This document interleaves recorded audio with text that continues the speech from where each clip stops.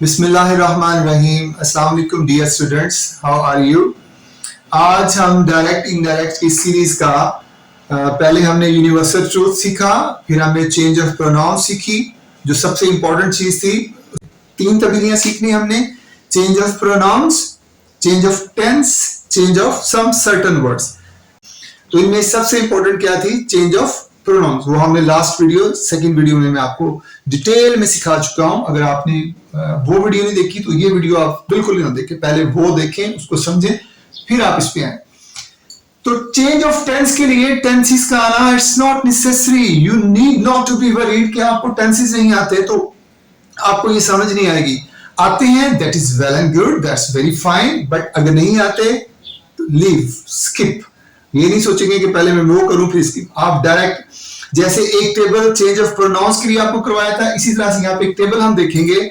अगर वो आपको टेबल आता है, जब तक वो टेबल नहीं आता है तब तक आप नहीं कर पाएंगे table. That will be very easy.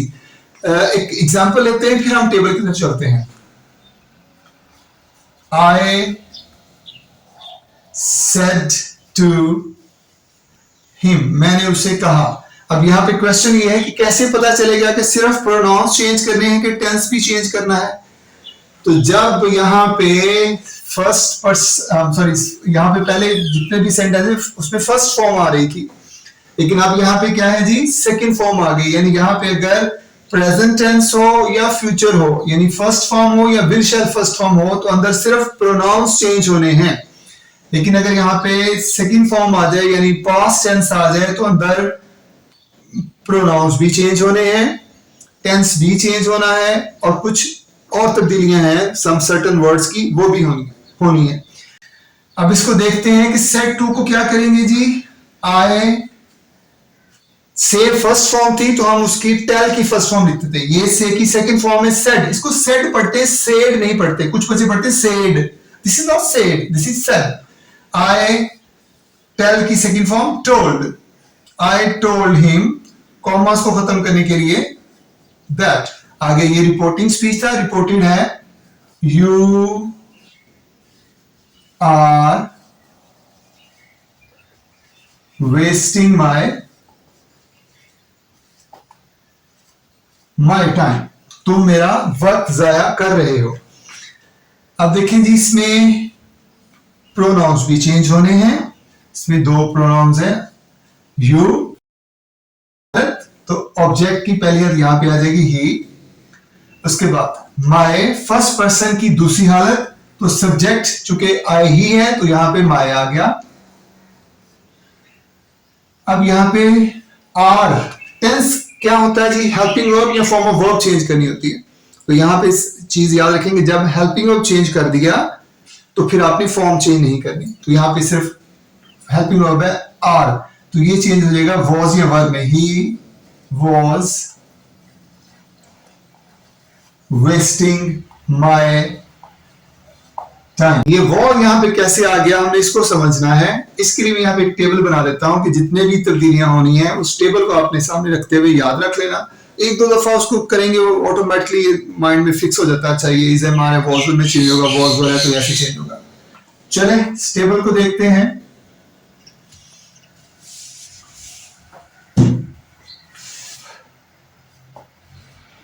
Is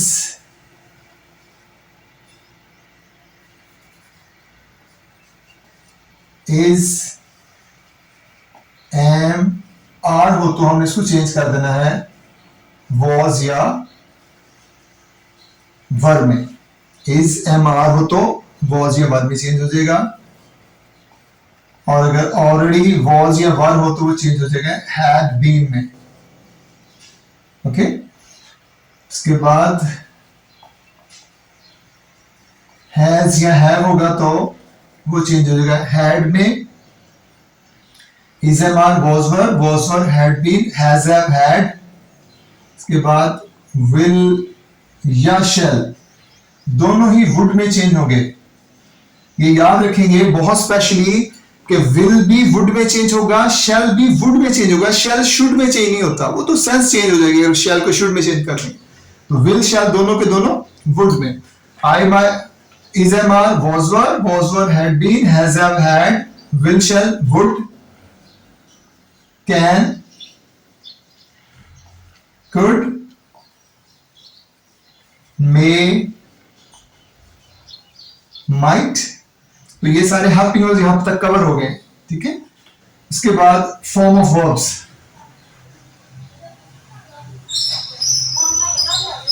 first form, second form, second form, had, third form,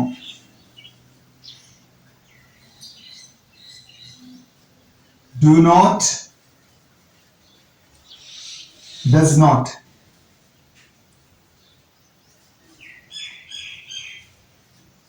did not,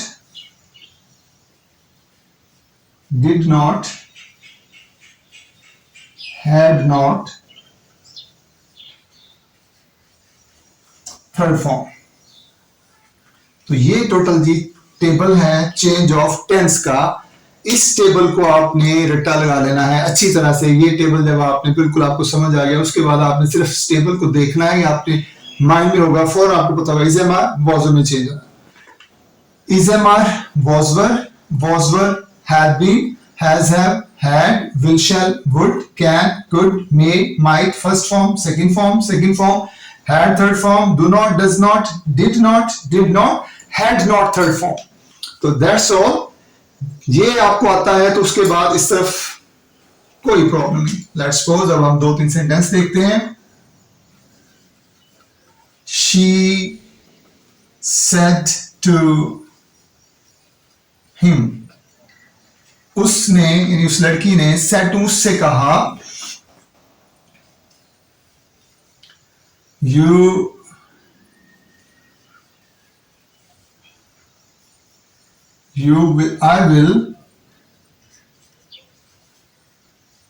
I will या I shall दोनों लिखे जा सकते, ठीक है ना। I will help you।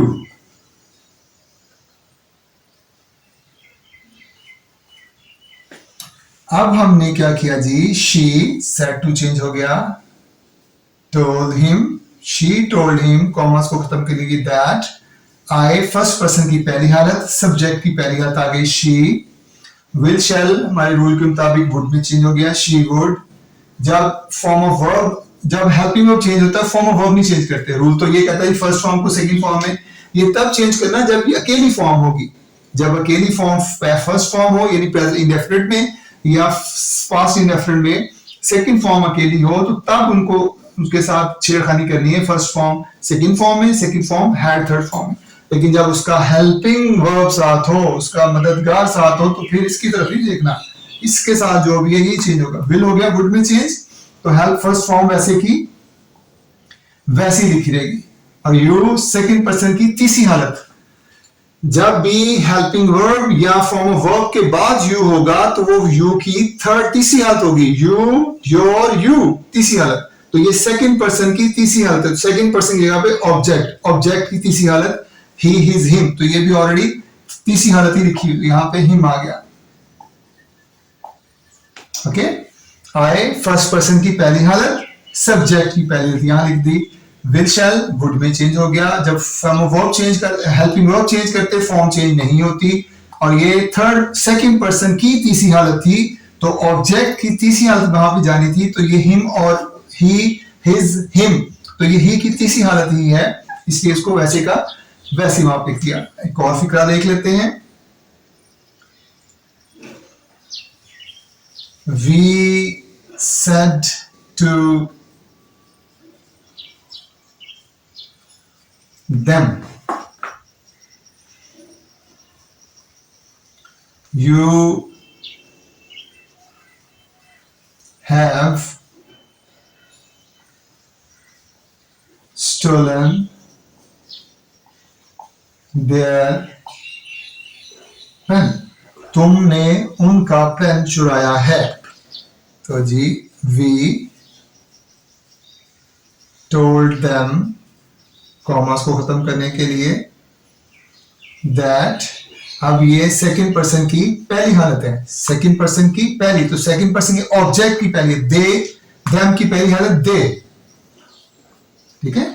You second person है, सेकंड पर्सन की जगह पे बाहर वाला ऑब्जेक्ट लिखा जाता है, तो चूंकि ये पहली हालत है सेकंड पर्सन की, तो them की पहली हालत दे, और हैज हैव इसमें चेंज हैड में, दे हैड स्टोलन, देयर को चेंज नहीं करेंगे, थर्ड पर्सन नो चेंज, दे, ठीक है।